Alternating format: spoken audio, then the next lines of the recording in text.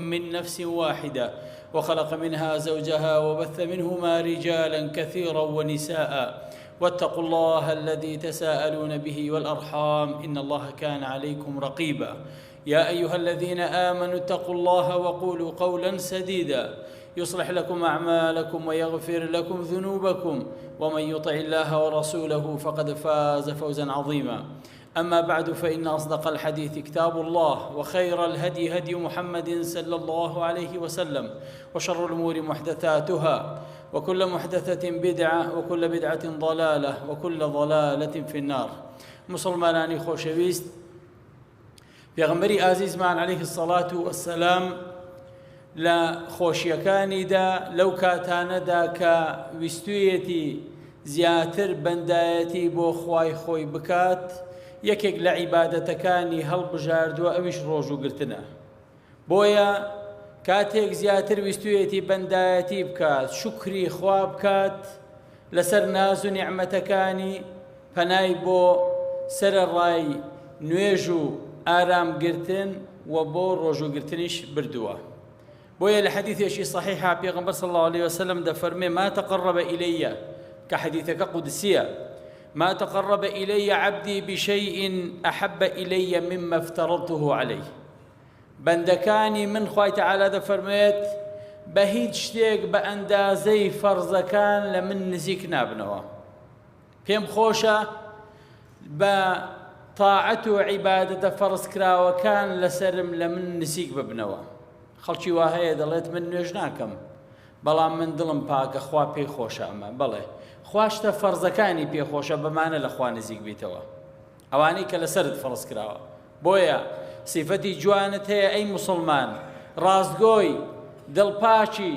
دەستپاچیت هەمووی جوانن بەڵام ئەمانە شەیتان نەتخەڵەتێنێ واز لە فەرزەکان بێنی خوای تەعالا پێی خۆشە بە فەرزەکان لێوە نزیک ببیتەوە جێبەجێکردنی فەرزەکان لە دوای فەرزەکان دەفەرمێ ولا يزال عبدي يتقرب إلي بالنوافل حتى أحبه بەردەوام بەندەکانم دەیانەوێ لە من نزیک ببنەوە بە سونەتەکان جا سونەتی نوێژ بێت سنەتی ڕۆژوو بێت یاخود سنەتەکانی تر بێت تا ئەم بەندەیە پلەی لە لای من ئەوەندە بەرز دەبێتەوە من خۆشم دەوێت خوای تەعالا دەفەرمێ کە خۆشم ویست فإذا أحببته كنت سمعه الذي يسمع به كاتك منيش بنديكم خوش ويس دبم بم جويتكي كبي دبيستت واتا شتي حق نبيناي بيستت وبباشي جوي لمشتانه دقريك بسودن وكنت بصره الذي يبصر به ودبم بم تشاوي كبي دبينت وهروها يده التي يبطش بها ودبم بم دستيكا بەکاری دەهێنێت وهروەها دەبم بەم خوای تەعالا دەفەرمێت دەبم بەم پێیە رجله التي يمشي بها یعنی سەرتاپای ئەندابەکانی ئەم ئیماندارە سنەت خوازە کە حەزی لە سنەتە وای لێ دێ بەم جۆرە دەبێت کە خوا لێی ڕازیە وەلەوەش زیاتر ولئن سألني لأعطينه هەر ئەوە نییە کە ئەندامەکانی دەپارێزم لە شتێ خراپ بەڵکو ئەگەر داواشم لێ بکا هەر شتێکم داوا لێ بکا من وەڵامی ئەدەم و پێی دەدەم زۆر کەسەیە شەکوای حاڵی خۆی دەکات لەوەی کە دوعا دەکەم و دوعاکانم جیرانیە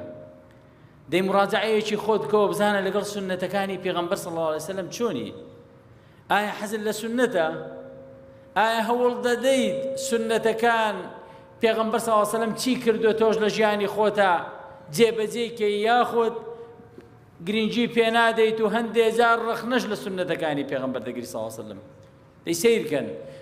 بە نەوافل و سونەت خوا خۆشی دەویت و هەر دوعا و داوایەکت هەیە خوا پێت دەدا وەلەوەش زیاتر ولئن استعاذني لأعيذنه ئەگەر پەنا بە منیش بگرێت خوای تەعالا دەفەرمێت من پەنای دەدەم لەو شتەی کە لێ دەترسێت کەواتە بەخوا لەم حەدیثە پیرۆزەیە لەم حەدیثە قودسیەدا هەموو ڕێگایەکی بەرەو خوا ڕۆیشتن و ساڵحبوونی تێدایە خوا بەچی تۆی خۆش دەبێت چۆن دەتپارێزێت و چۆن وەڵامی دوعاکانت دەداتەوە لەمەش زیاتر پێم وایە هەموو سەعادەت و بەختەوەری مرۆڤ لە جێبەجێکردنی ئەم فەرموودەیەدا دێتە دی. بۆیە یەک لەم سونەتانەی کە وەکو باسم کرد پێغەمبەری خوا عەلەیهی سەڵات وەسەلام زۆر جێبەجێ کردو ڕۆژووگرتن بۆ لەبەر ئەوەی فەزڵی ڕۆژووی باس کردووە کە فەرموویەتی من صام يوما في سبيل الله باعد الله وجهه عن النار 70 خريفا. هەر کەسێک یەک ڕۆژ لە پێناوی خوا بە ڕۆژوو بێت، ڕۆژووی سنەت، خوای تەعالا 70 ساڵ ڕوخساری لە ئاگری دۆزەخ دوور دەخاتەوە.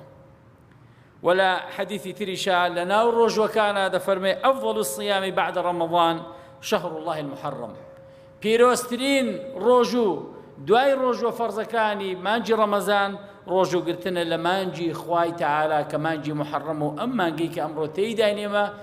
وأفضل الصلاة بعد الفريضة صلاة الليل. بيروسترين نوجج لدواي نوجه فرزكان شو نوجه أمشي بو دياري كردوين. ولا حديث ترى لا ناومانجي محرمي شاكا هموي بروجوبون خيره روجي شي تيدا يا پیغمبر صلى الله عليه وسلم دفرمي صيام يوم عاشوراء احتسب على الله ان يكفر السنه التي قبله. روجوبوني روجي ديمي مانجي محرم كروجي عاشوراء بيدا وتريد اميد دكم لله اخوي تعالى كجناهي صالي رابردو ما بصرتها. ولا حديث تري شهاده فرميت لئن بقيت الى قابل لأصومن التاسعة. أجر بمين بو صالي داهاتو نويمش بروجو دبم بو أوي لجولك كان جواز بين كأوان روجي دايم بروجو دبونو أم روجا لا أوانش بيروزا. خوش بيستان دمي لسر عاشوراء زياتر رونكرنوا بدم أم روجا لتشيوا هاتوا بو أم روجا روجي ميجوية لا قلان ياختنا عاشوراء خوي لا عاشرة وهاتوا عاشرة يعني دايم روجي مانجي محرم خويشي صفتي الشوى خوي الليلة العاشرة بلام زياتر غالب بو بسر روجكي دا وكو بلاي يوم الليلة العاشرة روجي أم روجي كروجي شوكي دبوة بلام ليلة كان ما أو بيدي قلت يوم عاشوراء ياخذ عاشوراء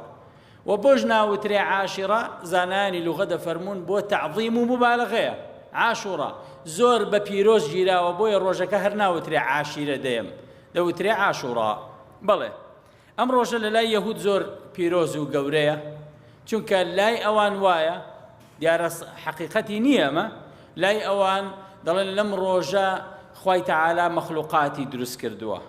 ولم روجا دا أوان جشن دا جيرن وبروجوش دبن روجا كشيان جاواز لروجي مسلمانان أويش أوية تارقك بيش نوشي مغرب دەست بە ڕۆژووگرتن دەکەن شەوەکەشی هەمووی بە ڕۆژوون تا بەیانی ئێوارە چارەگێک دوای نوێژی شێوان دوای نوێژی مەغریب واتە 25 سەعاتێک نزیکی کەمتر لە 25 سەعات بە ڕۆژوو دەبن کە لە ئیسلامە خوای تەعالا تەنها ڕۆژەکەی بۆ ڕۆژووگرتن داناوە شەوەکەشی ئاساییە لە جاهیلیەتدا پێش ئیسلام دیسان قوڕەیش ئەم ڕۆژەیان بە پیرۆز دەگرت ڕۆژێک بوو کە تێیدا بە ڕۆژوو دەبوون وەکو صحابة جرنوا كانت قريش تصوم يوم عاشوراء لبخاري دهاتوا قريش روجي عاشوراء بروجو دبو بوتي بويا بروجو دبو يعني قلت قريش كان لرابردودا هوزي ايما تاواني شي قبري كردوا بيان وتوين كلم روجدا بروجو بن خاله تاوانا كتا خوش دبت بويا ام روجا بروجو دبونو ولم روجش دا جاري شي تر برجي نويان ببر كعبه دا ذكرت لم روجا كواتا ئەوانیش بە ڕۆژوو دەبوون و جاهلیەت تێیدا هەر بە ڕۆژوو بووە و جوولەکەش بە ڕۆژوو بووە تێیدا کەواتە ڕۆژێکی پیرۆز و مبارەکە با بزانین لە ناو ئاینی ئیسلامیشە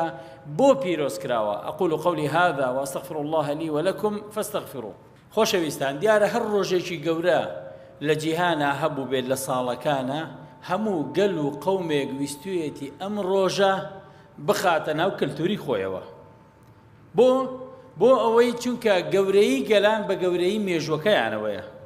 ڕۆژەکانیانەوەیە بۆیە کاتێک کە 21 سێ دێت دەبینیت لە زۆربەی شوێنەکانی جیهان ئاهەنگ دەژێڵدرێت بەڵام هەر یەکەش لە گەلان و وڵاتان بە بۆنەیەک ئاهەنگ دەژێڕێت جیاوازە لە وڵاتەکەی تر بۆ ڕۆژەکەیان پێ گەورەیە دایانەوێت بێ خۆیان بکەنە خاوەنی ئەم ڕۆژە بۆیە چیرۆشی ئەفسانە و درۆینە و ناڕاستیان بۆ دروست کردووە و هەریەکە بەم بۆنەیەوە یادی خۆی لەم ڕۆژەدا دەکاتەوە. بە هەمان شێوە ڕۆژی عاشوڕاش، ڕۆژی عاشوڕا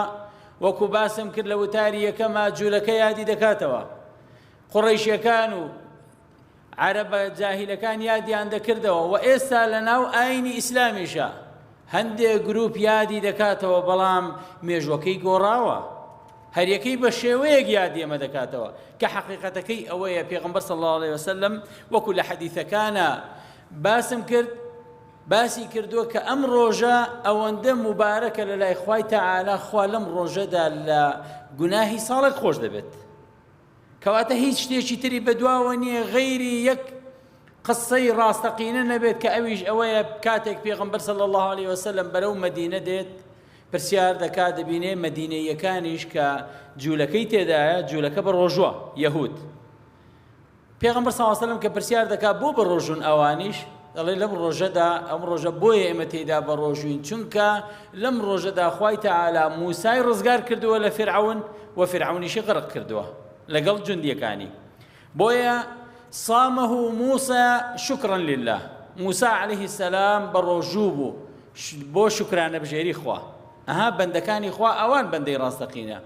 کاتێک کە دەیەوێت شکری خوا بکات لەم ڕۆژەدا تاوان ناکات، بە ڕۆژووە، بە ڕۆژوو دەبێت. موسا بە ڕۆژوو بۆ شکری خوا. پێغەمبەریش عليه الصلاة والسلام فەرمووی نحن، یان لە حەدیثی ترا دەفەرمێ ئەنا ئەولا بموسى منهم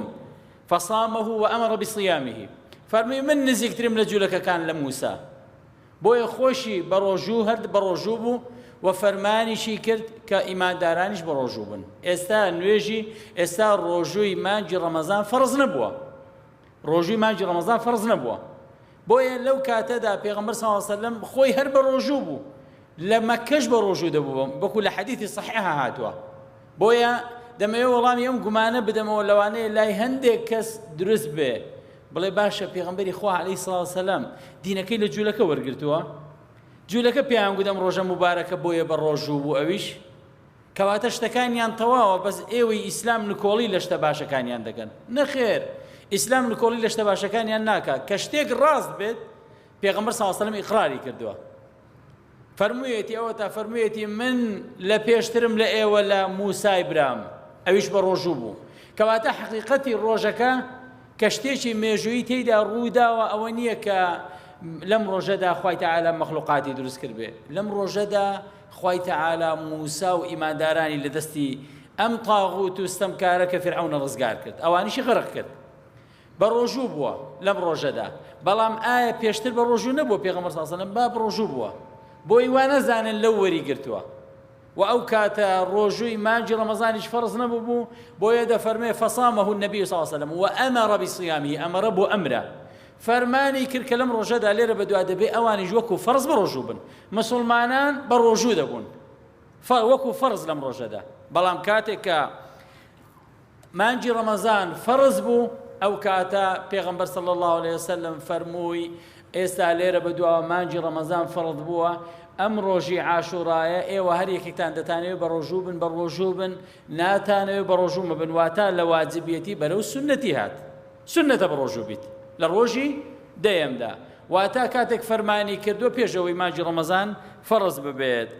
أن النبي صلى الله عليه وسلم يصوم عاشوراء فلما هاجر إلى المدينة صامه وأمر بصيامه. أما حديث كيكا بكرديكي بوم باس كردن كواتا موسى عليه السلام لم رجدا رزقاري بو لدستي ظالم واستمكار، بويا شكري خواب مدكري كأهنجي ناشرعي نجير دريد لكاتك لدتو لدستي ظالم واستمكار رزقار دي بولاي خواي خود بقريته وزياتر طاعة عبادتك بداخوا كلتوري قلان كلا إسلام دور كوتوا حتى أجر قليشي مسلمانيش بيه هز دكي كلتوركي برو جاهلية دزيتوا لو كاتيك خوا لمصيبتك رزقاري دكات أهنجي ناشرعي دجرت وجاوازي ببيروز قرتني أمر رجل الآن پیغمبر صلى الله عليه وسلم جاواز بو لوي كجولك ديكر جولك الروجو كان روجوشي شرعي نبو وتا بيج نويجي مغرب شوقيشي دوای ئەوەی کە ئێوارەکە ڕۆژویان دەشکان دوای چارەکە دێشکێنن ئەمە یەک و ئەنجا ئاهەنگ دەژێڕن لەم ڕۆژەدا. لە ئیسلامە بەس ڕۆژوگرتنەکە هەیە، ئاهەنگ جێڕان نییە لەم ڕۆژەدا، جلوبەرجی جوان و زینە و هەڵپەڕێنی تیابێت ئەمە نییە لە ئاینی پیرۆزی ئیسلامدا بۆیە ئاینەکەی ئێمە جوانەکەی لەوەیدایە مێژووی گەلان چی ڕاست و پاک بێ وەکو خۆی بۆی باس کردوین شتە پۆخڵەوات و ئەفسانەکەشی لێ بردوتە دەرەوە بۆیە ئێمە الحەمدولله شانازی بە دینەکەی خۆمانەوە دەکەین شانازی بە ئینتیمامان بۆ پێغەمبەری ئیسلام محەممەد عەلەیهی سەڵات وەسەلام ئەوە دەکەین کە لەسەر باشترین ڕێگەی ئێمەی داناوە و جیاوازی ئێمەی ئاینی پیرۆزی ئیسلام لەگەڵ دینەکانی تر لەوەدایە ئێمە دینەکانی تر بە پوچەڵ نازانین پێغەمبەران تانەیان لێ نادەین عەلەیهیمو سەڵات وەسەلام بەڵکو ئێمە ئیمانمان تەواو نابێت تا باوەڕمان بە هەموو پێغەمبەرەکانی پێشخۆمان نەبێت و دینەکەشیان بە دینی خوا نەزانین بەڵام ئەوان وانین سیر دەکەی جوولەکە و گاور باوەڕیان بە ئاینی ئیسلام نییە و نە بە پێغەمبەرەکەشمان هەیە بۆیە بە یەک نوکتەی جوان و خۆش و کە پند ئامێزە کۆتایی بە وتارەکە دەیێنم ئەڵێن ڕۆژێک قەشەیەک و مەلایەک عالمێکی ئاینی کێشەیان دەبێت مناقەشەیان دەبێت لەسەر ئەوەی دینی کامەمان ڕاستە قەشەکە دەڵێ با بە ئێوە سەرنج بدە ئێوە هەندێک شتە دەیکەن زۆر عنسوورین ئێوە ئەوە تا ئێوە دەڵێن ئافرەتی جوولەکە و گاور بۆ ئێمە دەبێت شەرعیە بەڵام ئێوە بۆ ئێمە نابێت ئەو بۆ ئەوە بەو جۆرەنا دەڵێ بۆیە واین ئێمە لەبەر ئەوەی ئێمە باوەڕمان بە پێغەمبەرەکەی خۆمان و دینەکەی خۆمان هەیە دینی محەممەد و باوەڕمان بە پێغەمبەرەکانی ئێوەشەیە بۆیە خوا ئافرەتانی دینی خۆمان و دینی ئێوەشی بۆ حەڵال کردوین بەڵام لەبەر ئەوەی باوەڕتان بە دینەکەی ئێمە نییە خوای گەورە ئەم حەقەی لە ئێوە سەندوێتەوە شایستەی ئەوە نینە بەڕاستی بەڵگەیەکی جوانە لە قورئان ئەمە باز نەکراوە بەڵام بەڵگەیەکی عەقلی زۆر جوانە ئێمە کۆتا ئاەتی سوورەتی بەقەرە دوو ئاەتی کۆتایەت آيات بما دفرم آمن الرسول بما أنزل إليه من ربه والمؤمنون كل آمن بالله وملائكته ورسله لا نفرق بين أحد من رسله إما فرق لبين هيس بيغمبريك أناكين هموي بيغمبرو هل بجاردي خواي تعالى بلام لاي أوان نخير تانادا جوولەکە تانە لە هەموو پێغەمبەرێک دەدات ئەگەر بەنو ئیسرائیلی نەبێت و وەی پێش خۆی بێ یاخود دوای خۆی بێ و نەسرانیەکانیش بە هەمان شێوە ئاینێکی پیرۆز و جوانە خوای تەعالا لێ دەپاڕێنەوە بە ئیسمی عەظەمت ناو سفەتە بەرزی پیرۆزەکانت لەسەر ئەم ئاینە پاکە بمان هێڵیتەوە وامان لێ بکەی کە شانازی پێوە بکەین لەسەر دینە پاک و ڕاستەکە بمێنین دووربین لە توندڕەوێتی دووربین لە خوڕافات و سەر لێ شێواوی و گومڕایی یا رب العالمین یا ربی خوا لەسەر ئیسلامە بمان ژێنیت لەسەر ئەم ئیسلامە بمان برێنیت و لەسەر ئەم ئیسلامە پاکەش زیندومان بکەیتەوە یا ربی خوا لێت دەپاڕێنەوە بە ئیسمی عەظەمت ناو سیفەتە بەرز و پیرۆزەکانت شیفای نەخۆشەکانمان بدەیت بە تایبەت ئەوانەی داوای دوعای خێریان لێ کردوین يا رب إخوة شفاء عاجليان بو بنيريد اللهم اشفي أنت الشافي لا شفاء إلا شفاءك شفاء لا يغادر سقما خوي تعالى الرحم بمردوكان ما بكيد يا رب إخوة عاقبتي همو من بخير بجيريد سر لي شوان من هدايات بديد خوي تعالى هر مسلمان مرامج شرعي هي يا رب إخوة بوي آسان بقيد وبي بقينيد خوي تعالى لبلا مصيبته آشوب بدور ما بقيد أمولات ملة من بخير وخوشي وسلامتي جيان بريكاتو لبلا مصيبة آشوبي شي بدور كيد وصلى الله وسلم على نبينا محمد أقم الصلاة